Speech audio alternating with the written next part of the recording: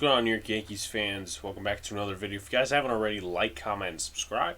Turn on that notification button so you get notified when the live stream pops or video drops. Not the usual green screen, but it's about 1:47 in the morning when I'm recording this, so keep that in mind. I wanted it to process for the morning and not necessarily have to get up too early. But with that being said, let's get right into the topic of discussion. The Yankees have finally won a series, or actually swept a rival, not named the Baltimore Orioles, the Blue Jays. And I honestly thought, coming out of the Red Sox series, Blue Jays-Red Sox, that they were not going to do that. You know, the Yankees were struggling against Philly in multiple fashions, but what they did here is they showed me up and said, hey, you know, we can compete with the rest of the division possibly. So it's definitely going to be a challenge going into the next series against the Athletics, who have 43 wins on the season, and it's full capacity stadium, so it's not going to be 13,000 people yelling at you. It's going to be more like 48,000. And it's going to be real interesting to see, but this is definitely a good note to leave on, not just winning the first two and dropping the last, but just sweeping the series and all. And one takeaway I will kind of have before I go into the chronological stuff in all three games is that the pitching, it wasn't outstanding, but the hitting definitely covered up for some of the pitching mistakes and the errors on the field. Now, there wasn't too many. The base running was fine, at least from what I saw of the three games. The base running was actually not that good for the Blue Jays in the last two games, so that's definitely something to remark upon, and the Yankees definitely took advantage of that. So the first game, which was Jordan Montgomery versus Hinjin-Ryu, a southpaw matchup, the Yankees had two good at-bats from LeMahieu and Stanton and worked the count nicely in the first inning, but they didn't score. Obviously, that's negative energy coming off of the Philadelphia Phillies series, but they didn't really score a lot. And it didn't help at the first part of the game where Jordan Montgomery's command was off very early. He gave up one run in the first inning. He issued 3 straight walks, which, once again, not very good. He kind of found his rhythm there after that. He would later go a total of about 5.1 innings, so not bad for his type. He allowed 5 hits, 4 earned runs, and a home run. That one was to Bo Bichette later on. With that being said, at least in this point in the game, Gary Sanchez, who was a prominent factor for the Yankees offense in this series, and I'm very proud of him. I'm still not necessarily on all of the board with him. I'm not going to say he's the catcher. I'm not saying he's not the catcher. I don't know, because a lot of people have different expectations for him rather than I. You know, I personally like my hitters hitting 250 and up. You know, in this day and age of baseball, it's not really common, but that doesn't mean I have to change my standards. I'm an old school guy. Just because I'm almost 18 years old doesn't mean I have the analytical bug philosophy. With that being said, Gary put one into orbit to tie the game, which wasn't the first time in the series. Just as I mentioned, and Bo Bichette, his own dinger, 2-1 game at that point, and one person I was very proud of to see get a couple of RBIs in this series, Chris Gins. And he got his first major league hit, which was a home run.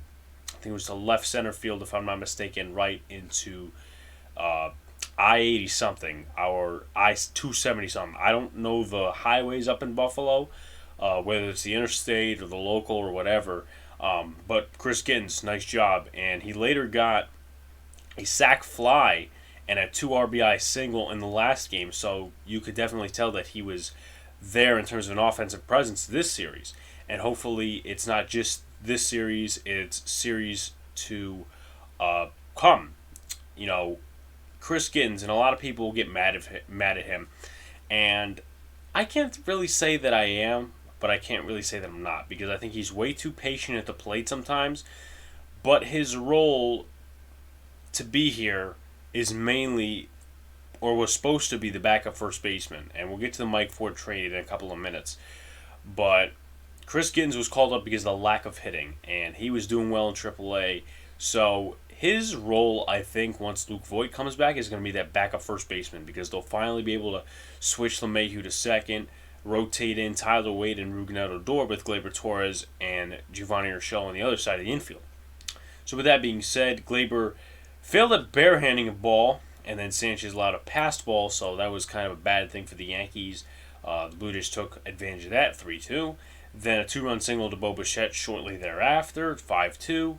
Then Andujar knocks in a run with a ground out, so any way you can in terms of offense, 5-3 at that point. And then Brett Gardner, who is slowly coming around. I mean, I'm not going to lift my expectations too high because he is 37 years old. I think so. He hit a home run, I believe it was in the seventh inning. I think it was off Anthony Castro. Yeah, it was off Anthony Castro. That later got them closer into the game at 4-5. LeMahieu scores on a wild pitch. It's 5-5. Then Clint Frazier, who I'm really surprised after this hit, he didn't get a lot of offensive opportunities. I don't think he even was put into any of the games. He hit a pinch hit, RBI double. Yankees take the lead 6-5. And then after that, Britton works out a tough eighth inning jam. He was throwing a lot of the sinker, and most of the time it wasn't working. For MLB The Show fans out there, when you throw the sinker with Zach Britton, sometimes it goes on the outside corner, it goes all over the place. That's kind of what he was in the eighth inning, but he got out of it, only allowed a hit, 2 walks, and went unscathed, whether it's ground balls, whether it's pop flies and stuff like that. So glad that he worked out of it. I mean, obviously coming off the IL, it's not easy. And then ninth inning, Chapman closes it out. Yankees win 6-5. And once again, going back to that Frazier thing, I'm really surprised that they did not give him more offensive opportunities. But I guess it's a point of favorability at this point because Andujar is doing better on the hitting side of things, and they just like him more. You know, Frazier's a better defensive fielder, but I guess it's about offense, at least in this point in the game, for a team that's not necessarily good defensively. So let's go to the next game, where Garrett Cole started. Michael King started the final game, and not too many takeaways for this one. But both teams scored in the first inning. Giancarlo Stanton got the Yankees on the board with a sac fly. Bottom of the inning, Marcus Semien just crushes one to left field. He's been hitting well for them. Definitely an underrated pickup from this offseason around the league. You know, they're talking about this move and that move. Marcus Semien was an underrated move for the Blue Jays, and that's why I said, you know, the Blue Jays are going to be a good team to watch. With that being said, it was 1-1 at that point. Then Kevin Biggio comes back. He hits a homer off Garrett Cole, and Garrett Cole has been known to give up the long ball and sort of, you know, these type of opportunities. And once again, going back to what I said about the first game in the whole series, the pitching was not outstanding. It wasn't like, you know, this guy got 9 strikeouts or whatever. Cole, I believe, only struck out like 4 batters. I am right with that one. Yeah, he only struck out 4 batters, but he did pitch 8 innings. So credits to Garrett Cole for that one. I'm surprised he was, you know, let in that long, but hey, Aaron Boone has some tolerance, right? Yankees were hitless for 6 innings. They struggled against Stripling, which kind of surprised me.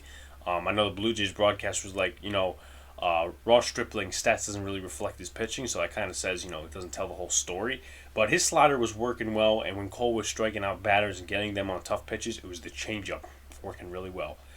With that being said, Gary Sanchez once again puts the Yankees back in front with that 2-run dinger. I mean, it was a pinch hit one too, so he worked well with Garrett Cole.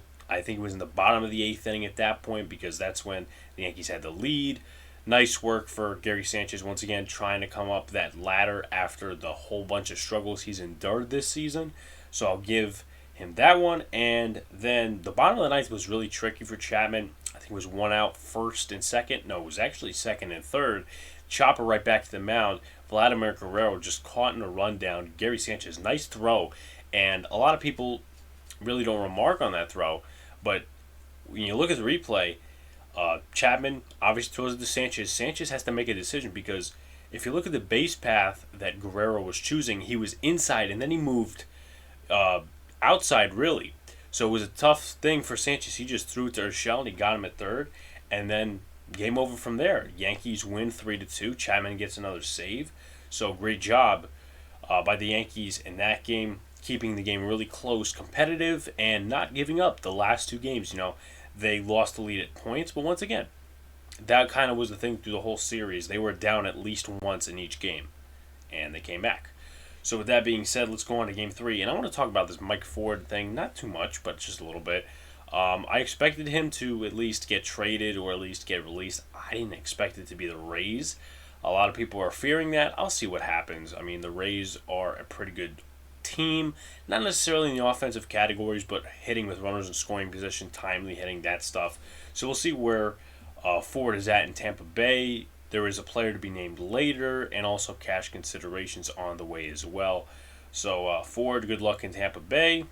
I honestly didn't really like him in the last 2 years. The first year was good, but he's been up and down the Yankees organization as well, because I think a couple of times he was picked in the Rule 5 draft, and then he came back, and that's his career. And that's just like any minor leaguer who really isn't a prospect.